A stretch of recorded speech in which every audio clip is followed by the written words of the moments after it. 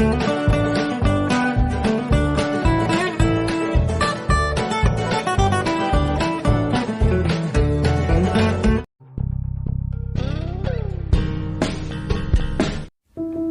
2. The first day of the journey.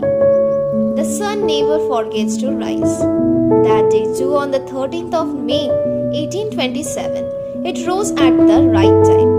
Mr. Samuel Pickwick also rose, like another much smaller sun bursting out of his bed.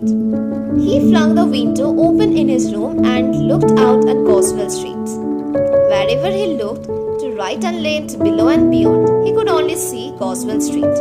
This reminded him somehow of the narrow view philosophers take of life, not willing to see beyond, for there certainly was a vast world out there, beyond Goswell Street, even if at an obvious glance it seemed to be all that there was to see. But Mr. Pickwick prided himself on a curious mind. He could have had his mind been less active, been content to look upon Goswell Street forever and not to look beyond, because for all purposes that was all that he could see. However, he credited himself with making the effort to look beyond the obvious, although there were other lands around. Mr. Samuel Pickwick then went on to get dressed and got all tied up in knots.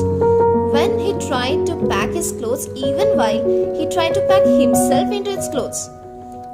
Now, you may wonder what was so difficult about getting the clothes where they belonged at that time. But Mr. Pickwick was special. Like most great people, Mr. Samuel Pickwick was not very particular about his clothes. He went through the whole routine of shaving and dressing. Then he drank his morning cup of tea.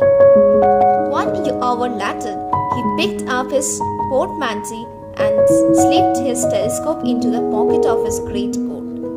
He also remembered to put a notebook into the pocket of his waistcoat, close at hand and easy to slip out as soon as he saw something noteworthy. Then he ambled over to the couch stand at St. Martin's Lake Grounds. He hailed a cab.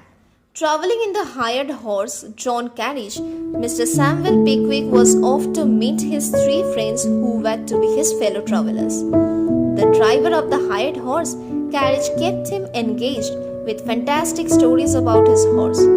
Mr. Samuel Pickwick diligently wrote them all down in his notebook. That made the cab driver rather suspicious of Mr. Pickwick. When they reached their destinations, he picked a fight with the Pickwickers. Seeing the fight, an uncomfortable crowd collected around them. The poor Pickwickers would have hardly stood a chance, had it not been for their fortunate rescue by a rather opinionated young man of doubtful credentials. He had the gift of the cab.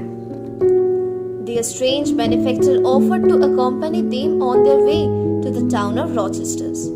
On the way, he spun wild stories that he claimed to have experienced.